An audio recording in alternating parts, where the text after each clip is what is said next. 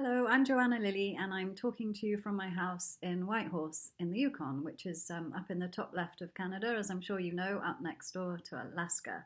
And I'm very grateful indeed to Poetry London for inviting me to take part in this reading series. Like many authors with new books out, I've of course had to cancel all my book tour events and workshops and so on. So it's just really lovely to be able to connect with you this way instead. So thank you.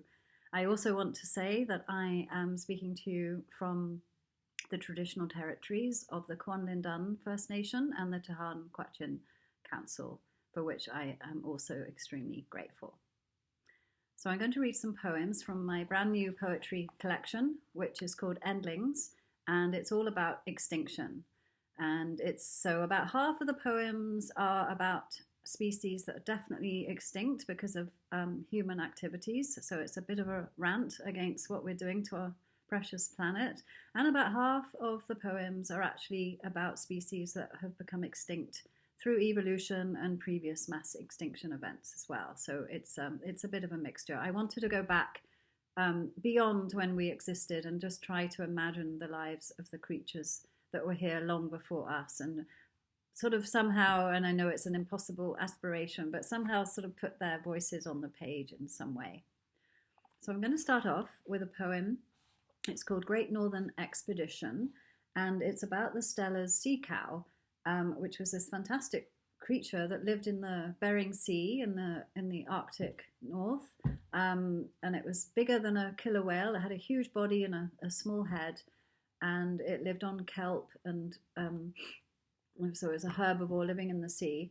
And it was first noted by a European, by Georg Wilhelm Steller, who was shipwrecked in 1741. I just have to check my notes. He was a naturalist, so he was the naturalist on board the ship. So he, of course, took notes, and he wrote about the Steller's sea cow and lots of wonderful observations, which are very precious to have, particularly as, unfortunately, this animal only survived, I think, another 27 years after he first noted it, which is really quite heartbreaking. And so this is called, as I say, Great Northern Expedition. I sit on my cold, rounded rock, bound in salted sealskin, facing a thin daylight fire. Stones stacked high to keep out the unceasing wind, gaps caulked with kelp. Thank God I seized my quill and ink from the ribs of the wreck still sinking. I keep the ink pouched next to my skin to slow the freezing. The quill, too, bent and blunted, the bedraggled feather tickling my armpit. The men save feathers for me now as they pluck puffins and the biggest cormorants I've ever seen. They will keep me writing as if I am a talisman. The alphabet is all that keeps us human, that and shivering. We should become these giant beasts I watch, tidal boulders wallowing low, endlessly eating algae, seagrass, kelp. Their meat is as good as beef. Their fat, like butter.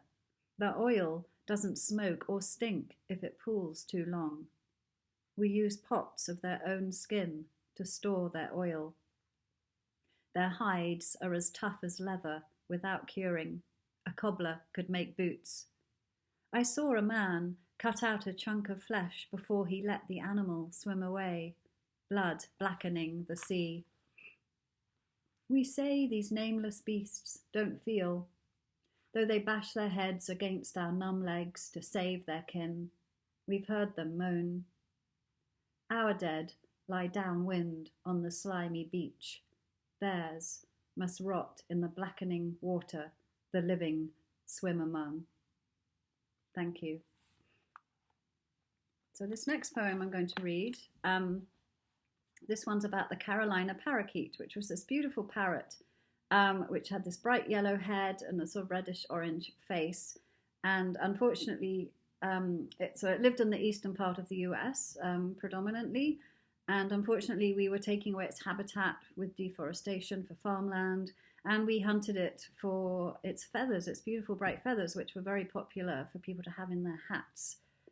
So this would have been in the 1800s. And I think the last parakeet in captivity died in 1918 in Cincinnati Zoo, which interestingly, or sadly, was the same zoo where the last passenger pigeon died 4 years before that in 1914.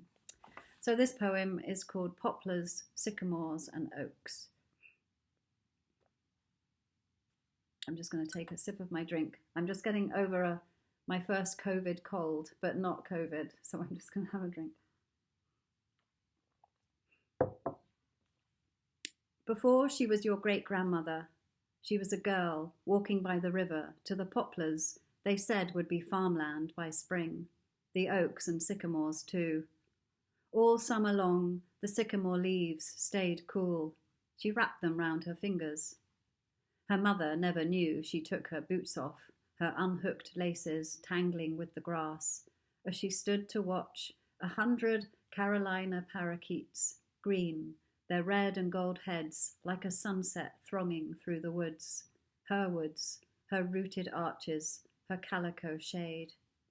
In Raleigh, on South Wilmington Street, she saw the hat that capped her childhood.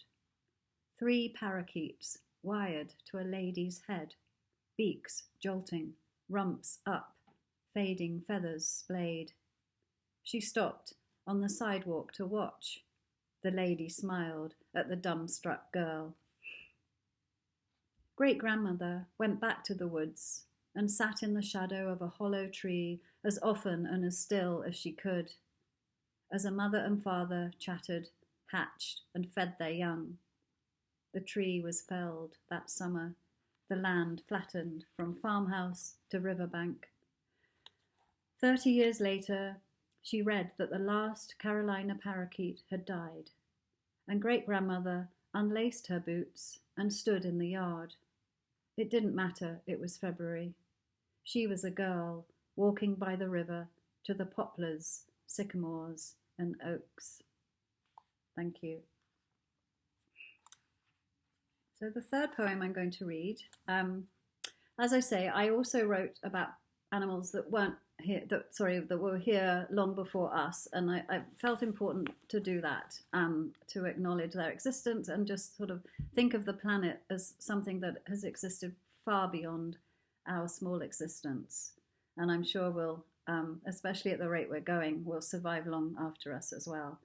So this is about the Desmos stylushesperus, this fabulous mammal that was like a hippopotamus. So it spent most of its time in the water. So, and I love the water too. So I really felt I connected with this creature, and I tried to imagine what this creature would be sort of feeling, what its consciousness would be like.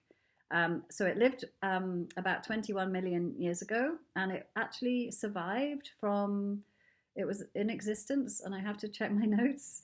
It lived from 28 million years ago to 7 million years ago. So it was around for 21 million years, which is pretty amazing. Let's hope we can make it that long. This is called Water Diviner. Sand or shingle, sliding in. I am burly, broad, firm-footed. I have found my rock to straddle, slosh, and anchor. Water sleep is a sluggish grace for those who are bulky on land. Water is the colour of me, flat-headed, only my eyes and nostrils popping the surface tension. Low-bellied, forelegs right-angled, braced, I aim my trowel head at mud roots. I move up the estuary for the food I know I eat, though my stone-turned bones won't tell. I bequeath my bullet-case teeth, my cask of ribs, my spine of wooden cotton reels, my neck as thick and cluttered as a fir cone. My genes will perish with my progeny, yet I am elephant, I am hippopotamus, I am every swim and wallow in the cooling waters of the ring of fire. Thank you. So a couple more poems. Now I have a couple of poems in here that are about animals that are still in existence. I sort of had a plan, and then of course it's poetry, so it was very hard to stick to that plan. So this poem is about the northern white rhinoceros, And unfortunately, it's about the last male northern white rhinoceros. There are two females left, and this is about Sudan, who was the last male. And there are lots and lots of efforts to save this subspecies. So let's be hopeful that that could be a success. So this poem is called White. The best job in the world is the worst job in the world. You scratch behind his ears. You slot hay into his letterbox mouth. You give him a belly rub. He's the last male northern white rhinoceros in the world, and you're stroking his sagging tarpaulin skin. You carry a gun. The poachers want his horns, even though they've been partly sawn off to try to protect him. You don't put down the gun when you flap your hands. When you flap your hands, the rhinoceros runs. He likes to play and run. He likes to be visited. The vet comes more often now that the last male northern white rhinoceros's belly is always on the ground. His semen is safely stored. There are plans and funding drives. The vet will come today. You won't put down your gun. You'll make sure that what's left of the last male northern white rhinoceros horns rot in the earth, beside his banisters of bone and Carhartt hide. So I'm going to read one more poem, and this one's more of a general poem about the feeling, I suppose, of extinction that we're all experiencing. And it's called It Won't Hurt. It won't hurt letting all the animals go. That's the surprise. If you feel anything at all as you close the lid, you'll just feel terribly tired. If you feel anything at all as you walk on without closing the gate, you'll just feel terribly sad. You won't have to do anything different. You'll still sleep and eat as much as you can. You may even already be lying down. You can try it each night. Let each hoof, antennae, tail rise to the dark, invisible ceiling. When the exhale ceases, delay the inhale. Don't swallow. Let the fluids accumulate. Feel the finishing. Thank you very much, and goodbye from Whitehorse in the Yukon. Thanks very much for listening.